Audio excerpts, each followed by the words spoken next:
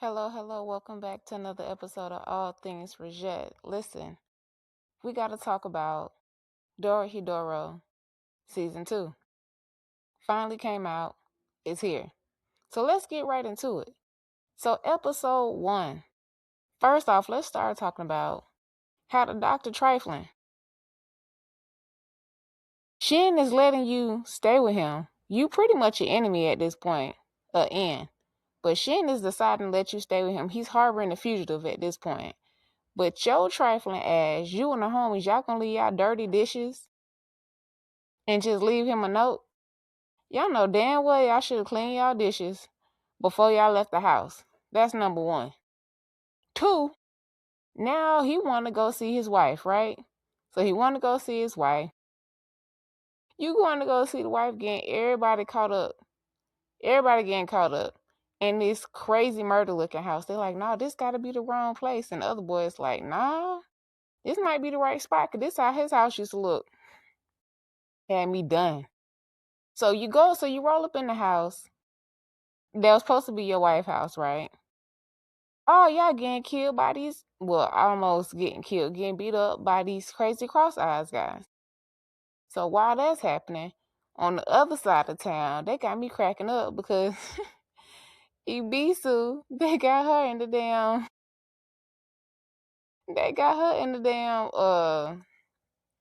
what is it? They got her in a mermaid costume making drinks. And she ain't over here damn near finna kill the little call girls. He's like, oh, get them some girls. Shin and Noi was like, who needs women? She come out.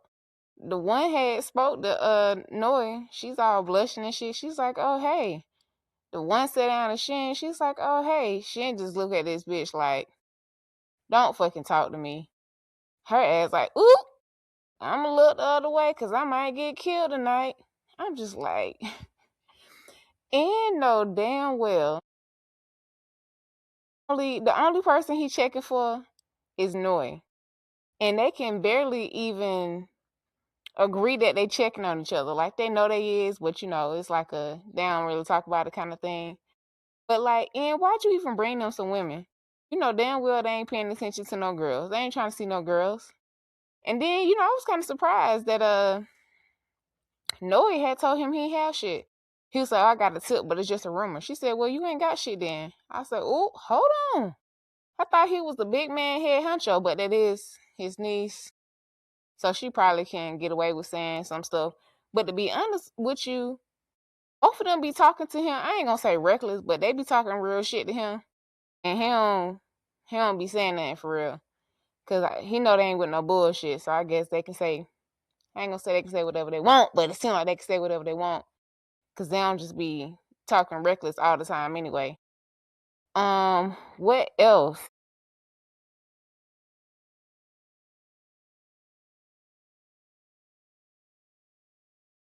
Oh, tell me how delusional N gotta be to really think all of a sudden Nikaido all over him. Nikaido ain't never been all over him. The chick was brainwashed. She was just standing there literally like a doll. And now after the fight at the church, now she all over you. She sitting in your lap. She hanging on to your arms and stuff. You delusional. You really wanted this chick to be all over you like that. Knowing she was brainwashed. She wasn't doing all that a few days ago. But she ain't got her body switched with Chota. Or not body switch, but the devil put a spell on Chota for him to look like Nikaido. And of course, Chota still being Chota, so he acting all ooh like that with you, and you just soaking it on up. You really thinking Nikaido is doing all this feeling on you. Like, and it's really delusional right now.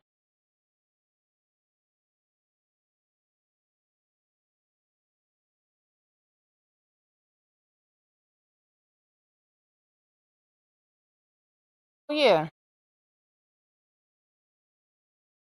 So the doctor getting his whole crew beat up because they on the. So the doctor is getting his whole crew beat up Cause he looking for his wife at the house, right? Now, meanwhile, Shin and Noi go ahead and show up to this house, the tip that they got. And Noi realized that it's cross-eyed, so she's like, oh, saving me some trouble. I ain't gotta hunt y'all down. Well, long story short, Shin and Noi was getting the business by these cross-eyes. Because these cross-eyes actually was good. They skilled with purposely how to take down people who use magic, which had Shin shocked because he was like, I didn't know nothing about us having a weak spot. And so the doctor was like, yeah, if y'all get stabbed where your smoke is made, then you can't use your magic. So Shin down bad. Noi already got abducted. So now Shin gotta go fucking superhuman, damn Superman, rage out and gotta push through his adrenaline to go save Noi from getting eaten, killed, and everything else.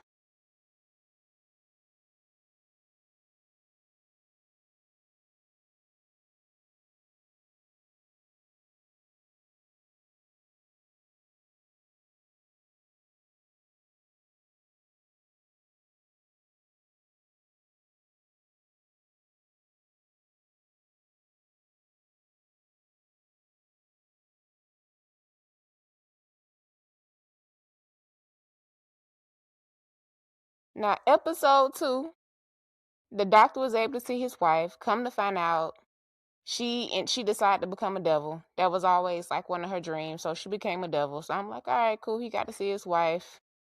Not necessarily, I guess, the reunion that you might have been suspecting, but cool. He got to see her. It's whatever. She smelled some nostalgic in the air. She saw her dude. Cool. Right? Moving forward after that, let's hold on. Let me back it on up. Let's talk about how down bad is the cross eyes staying in the other house. They sharing tea bags from the other day. They sharing tea bags from the other day. They ain't cutting on the lights. I don't blame them on they not cutting on them lights though. But that tea bag is that down bad for that tea bag.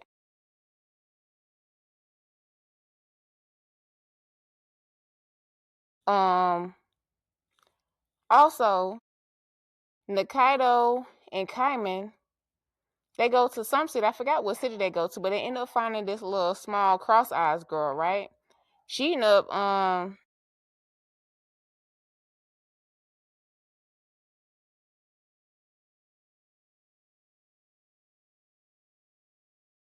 giving Kaiman a bag of smoke, like legit smoke, to use magic. I want to say maybe the funniest part on this whole season so far is on this episode 2, where the cross eyes is there. Risu, what's the name? I think that's her name.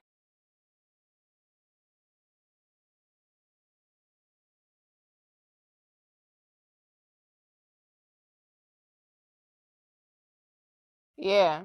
So I gotta say, probably the funniest moment so far on this second season is is one was when Risu and Dokuga was fighting, and this is them fighting in the Cross Eyes house or whatever.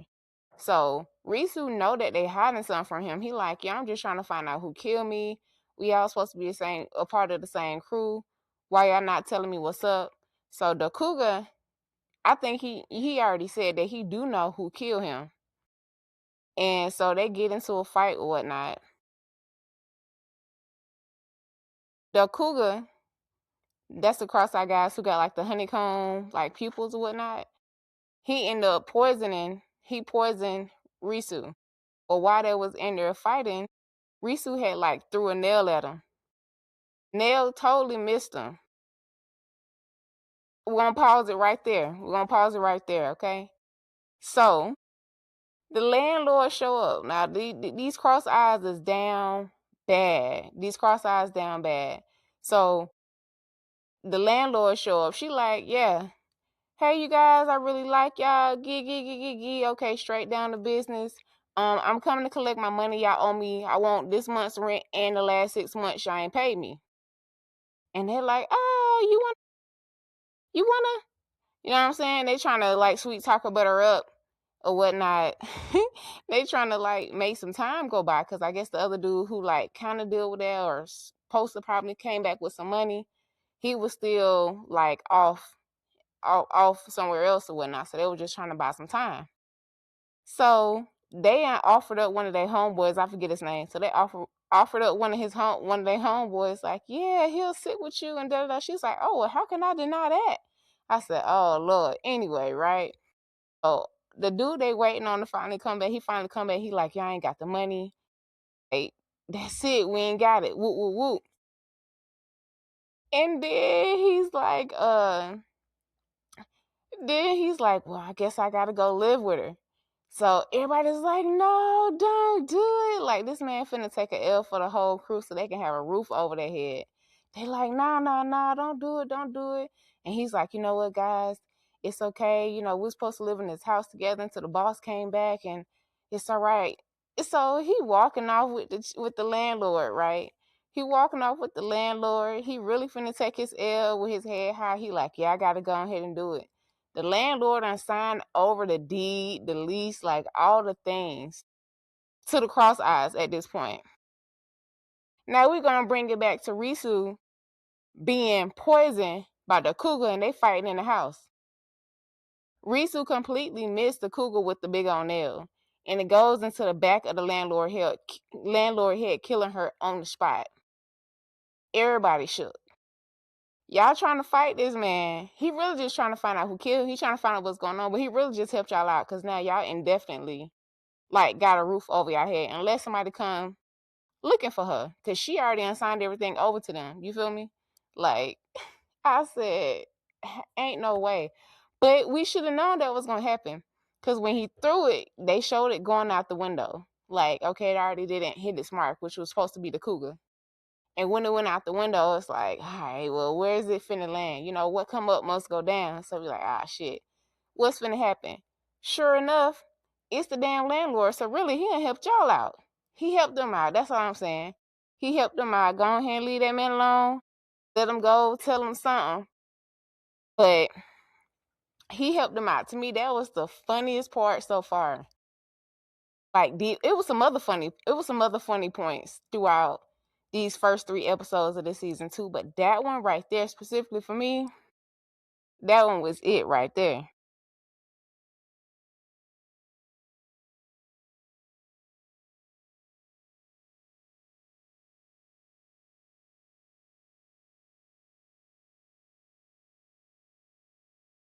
All right. Then the last episode 3. So in over here dosing people. What he called it? He called it the dream machine mushroom. That look like meat, taste like meat. If y'all all take together, everybody taking a trip, everybody in a dream together. So he's like, yeah, I knew this was gonna be a hit. He using them as test subjects. I mean, he used it on himself too, but really he didn't tell them what they were signing up for. He knew what he was eating, but he didn't tell them what they was ingesting. So he using them as like test subjects or whatnot. He's like, yeah, this is the dream machine mushroom. And he like, yeah, I knew it was gonna be a hit for people who ain't happy with their life or whatnot. So you got oh boy. He over here wanna be all big and strong. Yeah, he wanna make sure, Ann is praising him and he calling the shots and all these things. And hey, little sweetie Bisou, you know what I'm saying? She only got one thing she want. Is real simple. You feel me? And then who else is it? Then Chota. Oh my God. This is what I'm talking about with Ann being delusional. Everybody showed up in the dream as they are. You know what I'm saying? Even the devil's magic could not trick the mushroom. Because when they ate the mushroom, they went in the dream as they are. Who actually ate the mushroom is who went into the dream.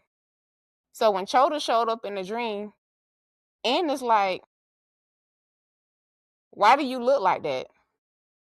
Why do you show up as Chota?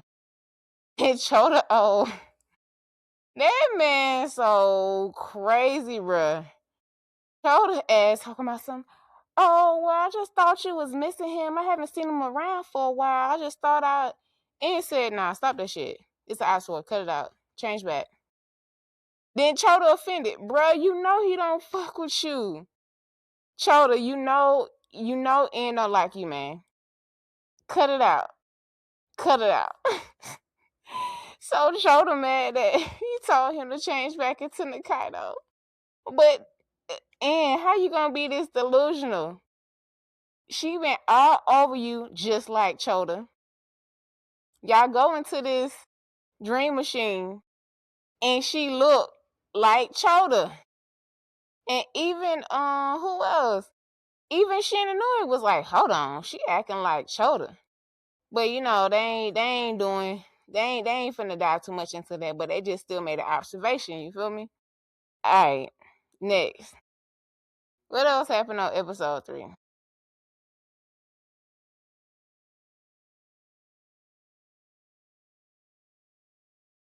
Okay, so something I really want to know about. So Ibisu, they show her having look like a flashback to her being at her parents' house. So I'm wondering what's the story with that? What's the story with her parents? What's her background? Because she seemed like a little, you know what? I know clearly she a kid.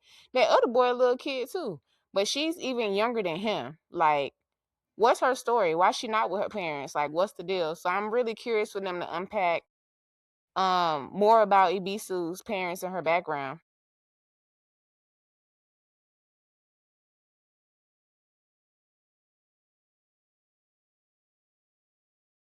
So they showed us more about Risu. So they showed us that Risu did, obviously he was working with the Cross Eyes. He did indeed go to school because he wanted to learn how to use magic. So while he was in school, that is when he met, what's his partner name? That's when he met Okawa. And so Okawa, hey, Okawa was actually kind of that dude. He was keeping the teachers in check, man. He was keeping that teacher in check. Anytime that teacher was doing something, hey, I saw that. The teacher, straighten up real quick. But so they show us that Risu and Aikawa met in school. They end up being partners, I do believe. But yeah, so they met in school. That's how they made contact.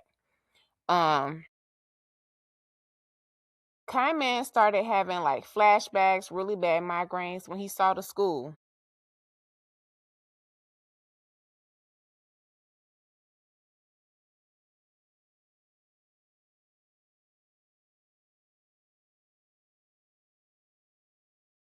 Yeah, so they show us Risu and Akawa. They originally met in school or whatnot. So they showed Kaiman having dangerous headaches. Like he was feeling real bad when he noticed the school because all these flashbacks and he was getting these senses that I had been here before. I know this hallway. I know this. I know that. So all these things was kind of flooding back to him, and he ended up hurting himself, his eyes, the crosses on his eyes, I think he had ripped them off or something like that. And it's okay, what's going on here? It's still some things that need to be explained. It's still some unanswered questions going on with that.